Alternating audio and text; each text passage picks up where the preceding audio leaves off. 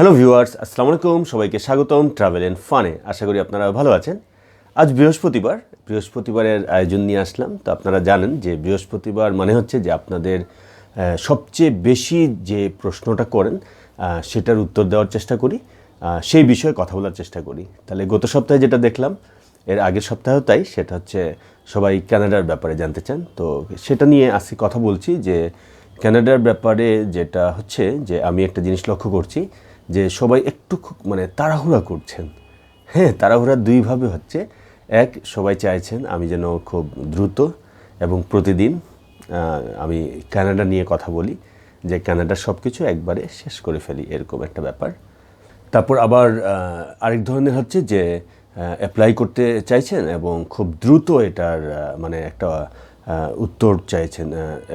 যেমন বলি যে হয়তো কেউ ওয়ার্ক ভিসার জন্য কোনো একটা কোম্পানিতে জাস্ট একটা মেইল দিলেন এবং তারপর আমাকে মেইল দিচ্ছেন যে এখনও তো কোনো উত্তর পেলাম না। হ্যাঁ, তো এই যে তাড়াহুড়া। তারপর অনেকে আছেন যে আপনার চিন্তা করছেন যে 2 মাস 4 মাসে মানে কত সময় লাগবে, কত দ্রুত এই প্রসেসটা হবে। হ্যাঁ, এরকম একটা ব্যাপার। তো ভাবলাম যে আজকে এটা নিয়ে কথা বলবো।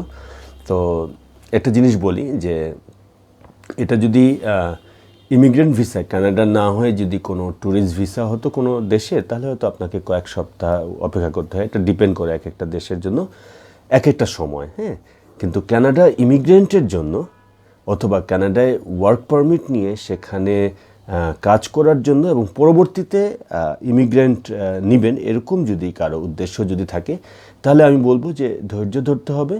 আপনি যদি ধৈর্য না ধরেন, আপনি যদি প্রথমেই খুব বেশি উৎসাহ দেখান এবং ভাবেন যে অল্প সময় হয়ে যাবে, তাহলে কিন্তু পরবর্তীতে কিন্তু হতাশায় পড়তে হবে।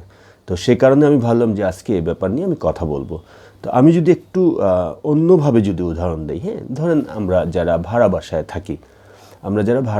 থাকি, তো তারা দেখা যায় যে কোনো কারণে বাসা যখন চেঞ্জ করার প্রয়োজন পড়ে, তখন আমরা কি করি? তখন কিন্তু আমরা এই যে এলাকায় থাকি সেই এলাকার মধ্যেই আরেকটা বাসা আমরা দেখি। বেশিরভাগ ক্ষেত্রেই কিন্তু তাই হয়। কেন করি জানেন?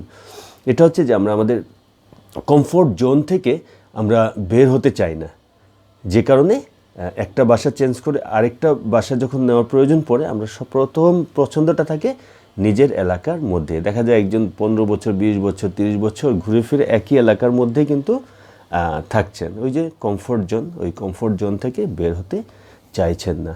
আবার কোনো কারণে যদি এলাকা ছাড়তে হয়, শহরটা ছাড়তে হয়, তো তখন দেখা যায় কি যে তখন কিন্তু অনেক ধরনের প্রস্তুতি থাকে। আমি দেশের মধ্যেই বলছি। হ্যাঁ, কেউ হয়তো ঢাকায় আছেন, তাকে রাজশাহী বা চিটাগাং চলে যেতে হবে পোস্টিং চাকরির। আবার কেউ হয়তো চিটাগাংয়ে আছেন, রাজশাহীতে আছেন, তাহলে তাকে ঢাকায় চলে আসতে হবে, এরকম যখন পরিস্থিতি হয়। হ্যাঁ, তো এরকম পরিস্থিতি হলে তখন কি করে যে তখন কিন্তু অনেক কিছু মাথায় চিন্তা থাকে। হ্যাঁ, যেমন বাচ্চার স্কুলের কি হবে, বাচ্চার হয়তো হাফ ইয়ারলি এক্সাম চলছে বা ফাইনাল এক্সাম শেষ হবে, অতটুক পর্যন্ত অপেক্ষা করা যদি সম্ভব হয়। তারপর নিজের চাকরি, নিজের নতুন কর্মসংস্থান তো আছেই। তারপর নতুন এলাকা, তো সব কিছু, তারপর যে এলাকায় আছেন, যেখানে আছেন সেখানে সব কিছু মানে গুছিয়ে করা, ওটাতেই কিন্তু দেখা যায় যে 2-4 মাস লেগে যায়। হ্যাঁ, তাও সম্পূর্ণ গুছানো সম্ভব হয় না, তাই না? জাস্ট আমি একটা এক্সাম্পল দিচ্ছি যে একটা শুধুমাত্র নিজের দেশে, নিজের এলাকায় একটা বাসা চেঞ্জ করার সময় আমরা কত ধরনের প্রস্তুতির মধ্যে দিয়ে যেতে হয়। তাহলে আপনি আরেকটা দেশে, যেখানে আপনার ভিন্ন ভাষা, হ্যাঁ, যেখানে কালচারাল শকড হবেন প্রথম কিছুদিন। হ্যাঁ, তো ভিন্ন কালচার, তো এই যে ব্যাপারগুলা, তো সেখানকার জন্য তো আরও ব্যাপক প্রস্তুতি দরকার, তাই না? আর তারপর তো আছে যে সেখানে আপনি ইমিগ্রেন্ট হয়ে যাবেন, তো সেই ইমিগ্রেন্ট হওয়ার যোগ্যতা পূরণের জন্য তো সময় লাগবে। তার মানে কি, শুধু প্রস্তুতিটা মানে একটু মানে ব্যাপক, অনেক অনেক সময়ের ব্যাপার এটা। হ্যাঁ, তো এখানে কিন্তু একেবারেই তাড়াহুড়া করা চলবে না। কারো যদি এরকম থাকে যে একেবারে আজকেই আবেদন করব, কালকেই সব কিছু ঠিক হয়ে যাবে, পরশুদিন কানাডায় চলে যাব, হ্যাঁ, বা ওটা কিন্তু আসলে দিন শেষে কাজ করবে না। তখন হবে কি যে আপনি হতাশ হবেন। যে কারণে আমি দেখছি যে আমার উপর একটা মানে প্রচণ্ড একটা অনেক অনেক রিকোয়েস্ট যে আপনি খুব দ্রুত এগুলো ভিডিওগুলো বানিয়ে দেন, আপনি খুব দ্রুতই করেন, আমরা খুব দ্রুত যেতে চাইছি। হ্যাঁ, তো তা ঠিক আছে, আমি বুঝতে পারছি যে আপনারা আমাকে রিকোয়েস্ট করছেন দ্রুত ভিডিও বানাতে। অনেক ধন্যবাদ। যে আমি মনে করছি যে অবশ্যই আমার ভিডিওগুলো আপনাদের কাজে লাগছে, ভালো লাগছে, যে কারণে রিকোয়েস্টটা করছেন। তো আমি তো প্রতি শনিবার আমি রেখেছি কানাডার ভিসার ব্যাপারে কথা বলতে। তো এখন থেকে না হয় একটা কাজ করব, যে একটা ভিডিও না, চেষ্টা করব একাধিক ভিডিও শনিবারটা আপলোড করতে। মানে শনিবার যতগুলো পারি কানাডা নিয়ে কথা বলবো, যে স্যাটারডে ইজ কানাডা ডে, এরকম করে যে স্যাটারডে ইজ কানাডা ডে। তো এটা গেল একটা। আর আপনাদেরকে আমি বলবো যে আপনাদেরকেও কিন্তু কি করতে হবে, এখন কেউ যদি দ্রুত যেতে চান তাহলে কিন্তু আপনার সব কাজগুলো আরেকটু দ্রুত করতে হবে। কিন্তু যতই দ্রুত করেন, ধরুন আজকে এখন মার্চ মাসের ফার্স্ট উইক, হ্যাঁ, কানাডার ব্যাপারে, তাহলে আপনাকে কিন্তু দেখা যাবে আপনি খুব তাড়াহুড়া করলেও দেখা যাবে 2020 সালের হয়তো ডিসেম্বরের দিকে আপনি কানাডায় যাচ্ছেন। মানে খুব তাড়াহুড়া খুব দ্রুত সব কিছু হয়, হ্যাঁ। তো এটা এই জন্য বললাম যে আপনার সময় সাপেক্ষ ব্যাপার কিন্তু, হ্যাঁ। তো মনে হচ্ছে যে আরে প্রায় 1.5 বছর লেগে যাচ্ছে, বা প্রায় 1.25 বছর এরকম। অনেকে বলে যে আচ্ছা এক্সপ্রেস এন্ট্রি মাত্র 6 মাস লাগে। আসলে 6 মাস তো না, আপনার সব প্রস্তুতিটা কত করছেন সেটার উপর কিন্তু ডিপেন্ড করে। তা আমি একটু বলি, আজকে ভিডিওটা একটু বড় হবে, হ্যাঁ। তো এই যে বললাম যে আপনার এতটুকু বলে থেমে গেলে দেখা যাবে আপনারা অনেক প্রশ্নের উত্তর পাবেন না, হ্যাঁ। বড় ভিডিও বানাতে আমার নিজেরও একটু কষ্ট হয়, আমার একটু সমস্যা আছে। এখন আস্তে আস্তে আপনারা হয়তো জানবেন। তো যারা নিয়মিত দেখেন তারা জানেন যে আমি একটানা কথা বলতে পারি না, আমার গলা শুকিয়ে যায়। একটু আমাকে পানির ব্যবস্থা রেখেছি আমি, যে কারণে। আরেকটা আমি একটা লিস্ট করেছি যে কানাডার ব্যাপারে, যে আপনি ইমিগ্রেন্টের জন্য অনেকগুলো ধাপ। তো আমি যেটা করেছি কি, আমি 10টা ধাপ আমি করেছি। তাহলে দেখেন যে 10 স্টেপস, হ্যাঁ, 10টা ধাপ পার করে এরপরে কিন্তু কানাডায় আপনি যেতে পারবেন। তাহলে এটার জন্য তো সময় তো লাগবে, তাই না? আর ওই যে ভাড়া বাসার যেটাই করলাম, যে দেখেন কমফোর্ট জোন থেকেই আমরা বের হতে পারি না নিজের দেশে, হ্যাঁ, একই পরিবেশে, কিন্তু দেখা যায় যে আমরা এলাকা ছেড়ে যাব, সেটাই আমরা পারি না। তাহলে আরেকটা দেশে যাবেন, একটু তো প্রস্তুতি লাগবে, তাই না? তাহলে আমি বলি, আমি খুব একটা এডিট করি না, আমি একটু ন্যাচারাল থাকার পছন্দ করি, আর ভালো এডিট করতেও পারি না। তো যাই হোক, তো প্রথম যেটা হচ্ছে সেটা হচ্ছে একটা অ্যাকাউন্ট ক্রিয়েট করতে হবে। কোথায় করতে হবে? কানাডার অফিসিয়াল ওয়েবসাইটে। তো এটা নিয়ে আমি একটা ভিডিও বানিয়েছি, তো সেই ভিডিওর লিঙ্কটাও আমি দিয়ে দেবো। এরপরে কি করতে হবে? অ্যাকাউন্টটা ক্রিয়েট করে স্টেপ 2 আমি যেটাই করেছি, এটা জাস্ট আমি বানিয়েছি, আমার কাছে মনে হচ্ছে যে এইভাবে স্টেপ বাই স্টেপ কাজ করা উচিত। সেটা হচ্ছে আপনার জন্য যে টাইপের ভিসা, যেমন এক্সপ্রেস এন্ট্রি আপনার জন্য, না ফেডারেল স্কিলটা আপনার জন্য, নাকি কোনো আপনার যেটা প্রভিন্সিয়াল নমিনেশন আপনার জন্য, কোনটা আপনার জন্য। তো অনেকগুলো আছে, সেখান থেকে কিন্তু আপনাকে বেছে নিতে হবে। এটা হচ্ছে সেকেন্ড স্টেপ।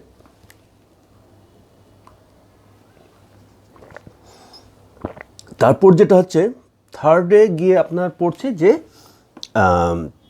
ল্যাঙ্গুয়েজ টেস্টটা, আইএলটিএস কিন্তু দিতে হবে। আইএলটিএস দিতে হবে। এখন এক্সপ্রেস এন্ট্রিতে যেমন আছে যে আইএলটিএস একদম মানে মিনিমাম যে 6 পেতেই হবে, হ্যাঁ, 6 জেনারেল আইএলটিএসে। তো আবার কিছু প্রোগ্রাম আছে যেটাতে 6-এর নিচে থাকলেও চলে, কিছু প্রভিন্সিয়াল নমিনেশন ওগুলাতে। তারপর ওয়ার্ক পারমিটে সেখানেও কিন্তু আইএলটিএস লাগবে, কিন্তু সেখানে কোনো ক্ষেত্রে আইএলটিএস আপনার 4.55 হলেও কিন্তু হবে, হ্যাঁ। তো এগুলো নিয়ে তো ভিডিও বানাবো। তো তার মানে ব্যাপারটা কি দাঁড়াচ্ছে, যে আইএলটিএস স্কোর একটাতে এক ধরনের লাগছে, মানে তো কিন্তু আইএলটিএস কিন্তু দিতেই হবে। এখানে কিন্তু কোনো ধরনের আপনার নাই, হ্যাঁ। এটা নিয়েও কিন্তু অনেকে প্রশ্ন করেন, আইএলটিএস দিতে হবে? হ্যাঁ, আইএলটিএস দিতে হবে। তো 3 নম্বর ধাপটা হয়ে যাওয়ার পর এরপর যেটা করতে হবে কি, আপনাকে একটা প্রোফাইল ক্রিয়েট করতে হবে। এক্সপ্রেস এন্ট্রির জন্য প্রোফাইল ক্রিয়েট করতে হবে।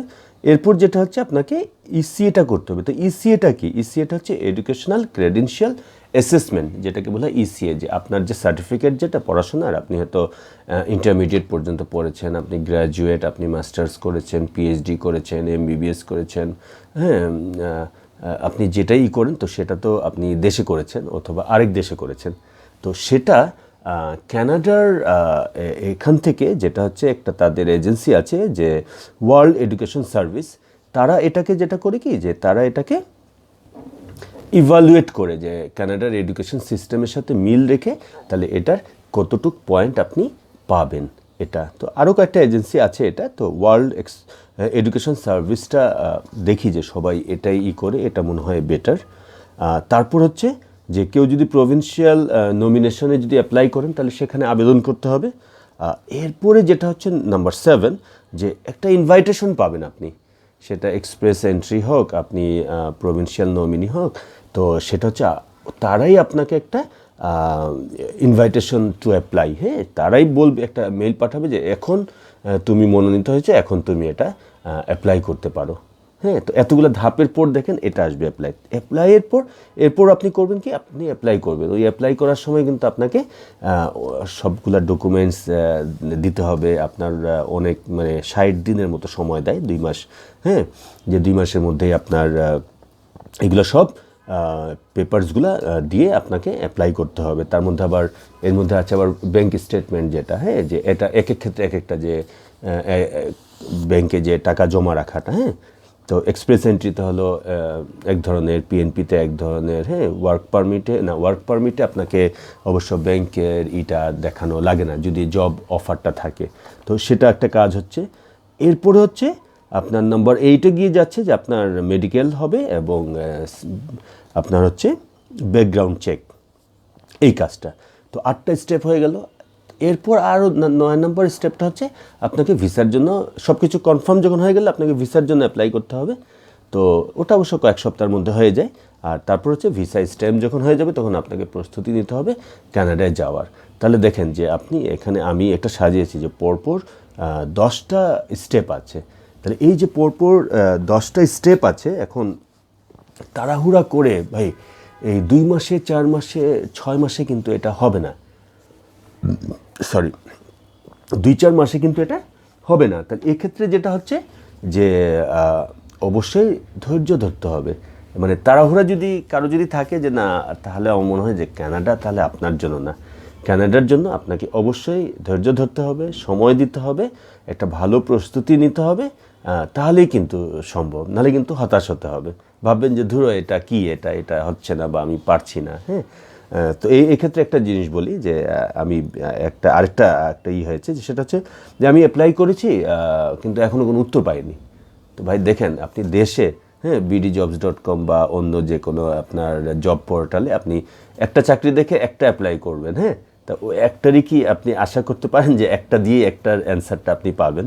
তাই না? এটা তো অনেকগুলাতে আবেদন করতে হবে। হ্যাঁ, অনেক সময় লাক ভালো থাকলে দেখা যাবে আপনি আবেদন করেছেন, ওই কোম্পানি ঠিক ওই ধরনের মানুষ খুঁজছেন ওই চাকরির জন্য, তখন ওই বেটে বলে মিলে যায়, তখন কিন্তু এটা সম্ভব। হ্যাঁ, তো একটাতে আবেদন করেছি, উত্তর পাচ্ছি না, ও এত মানে দ্রুত বা এত সহজ কিন্তু না, কঠিন না, অসম্ভব না, কিন্তু এত সহজ না যেভাবে সবাই ভাবছেন যে আমি খুব দ্রুততার সাথে এটা করে ফেলবো। তাহলে আজকে আমার ভিডিওটা, এক্সকিউজ মি, তো আজকে ভিডিও বানানোর এটা মূল এটাই হচ্ছে যে কানাডা নিয়ে তো আমি কথা বলছি, শনিবারটা রেখেছি কানাডার ডে। হ্যাঁ, তো অনেকগুলো ভিডিও দিব, কিন্তু প্রথমেই আজকে আমি যেটা বলতে চাইছি, আমার আসলে এতক্ষণ যে কথা বললাম, আমার মেসেজটা কিন্তু খুব ক্লিয়ার। সেটা হচ্ছে ধৈর্য ধরতে হবে। আপনাকে অবশ্যই সময় নিয়ে, ধৈর্য নিয়ে আপনাকে কানাডার ব্যাপারেই করতে হবে। আর যদি মনে হয় যে না জলদি আমি কোনোই পাচ্ছি, তাহলে কানাডা আপনার জন্য না, আপনি হতাশ হবেন, তাহলে ছেড়ে দেন, কানাডা আপনার জন্য না। কিন্তু যদি ধৈর্য ধরতে পারেন, সময় যদি দেন এবং সঠিকভাবে যদি আবেদন করেন, তাহলে আপনি এই পুরা প্রসিডিওর যে 10টা আমি করেছি, যে আমি পুরোটা নিয়ে আমি ভিডিওগুলো আমি বানাবো, তাহলে এই আমার ভিডিওগুলো দেখলেই আমি মনে করি যে আপনি আবেদন করতে পারবেন, আপনি নিজেই এটা পারবেন। আর আমি চেষ্টা করছি যে কমেন্ট সেকশানে অ্যান্সারগুলো দিতে, অনেক কমেন্ট আসছে। হ্যাঁ, থ্যাংক ইউ। হ্যাঁ, তো আমি আসলে করতে পারি না, কিন্তু এরপরও আমি আপনার চেষ্টা করব। আপনার যদি কোনো প্রশ্ন থাকে আপনি সেগুলো লিখবেন, তাহলে সেখান থেকে উত্তরগুলো আমি দেওয়ার চেষ্টা করব। মানে হচ্ছে যে আপনি নিজেই পারবেন, কিন্তু সময়টা লাগবে, সময় তো দিতে হবে। ভালো কিছুর জন্য আপনাকে অবশ্যই সময়টা দিতে হবে। তো আপনার একটা স্বপ্ন পূরণ করবেন, তো স্বপ্ন পূরণ করবেন, স্বপ্ন পূরণ অনুযায়ী তো কাজ করতে হবে, তাই না?